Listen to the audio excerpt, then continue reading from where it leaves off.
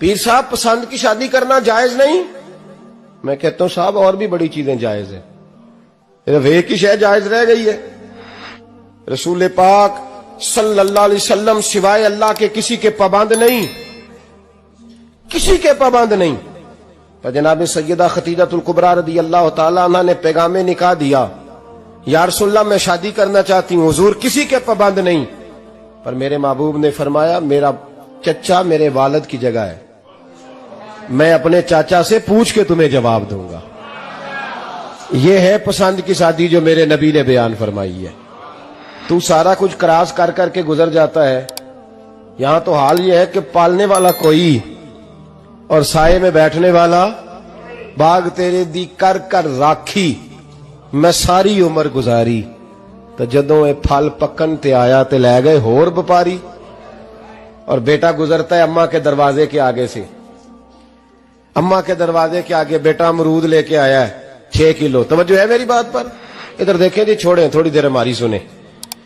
وہ امرود لے کے آیا 5-6 کلو، تو اماں کے دروازے کے قریب سے گزر گیا رات کو،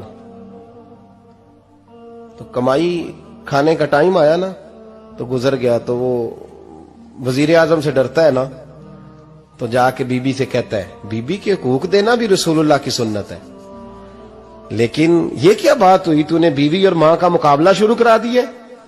سمجھ تو صحیح، یہ تیرے لیے کعبے کی جگہ ہے اور تو بیوی کے لیے کعبے کی جگہ ہے، اسے بھی سمجھنا چاہیے، غور کرنا چاہیے۔ 5 کلو امرود لے کے تو ماں کے کمرے کے قریب سے گزر گیا ہے، بی بی کو جا کے کہتا ہے چل آدھا کلو اماں کو بھی دے آ، اس کے کون سے دانت ہیں، تو پلیٹ میں ڈال کے وہ لائی ہے۔ تو سمجھا ہی نہیں، تو نے غور ہی نہیں کیا۔ بندہ تو وہ ٹھیک نہیں تھا، نیپولین، پر کسی نے اس سے پوچھا تھا بتا زندگی میں پیسے لینے کا مزہ کب آیا؟ اس نے کہا کہ مجھے مزہ تب آتا تھا کہ میں اپنی ساری کمائی لا کے اپنی اماں کے ہاتھ پہ رکھتا تھا، اور پھر جب میں اپنی ماں سے تھوڑا تھوڑا خرچہ لیتا تھا نا، تھوڑا تھوڑا، توجہ ہے میری بات پہ؟ اماں جی 10 روپے دے آجے، کہتے جب میں تھوڑا تھوڑا خرچہ لیتا تھا نا، تو مجھے یوں لگتا تھا جیسے میں بادشاہ وقت کے سامنے کھڑا ہوں اور وہ خزانے کا منہ کھول کھول کے مجھے دیتا جا رہا ہے۔ تو اس ذائقے کو سمجھ تو صحیح بھائی، تو اس کو سمجھ تو صحیح بھائی، یاد رکھیں اور غور کریں۔ ماں اور باپ، اور پھر یہ بھی سن لیں، نبی پاک صلی اللہ تعالی علیہ وآلہ وسلم نے ماں باپ کے لیے فرمایا ہما جنتک و نارک، یہی تیری جنت ہے اور یہی تیرے لیے جہنم ہے۔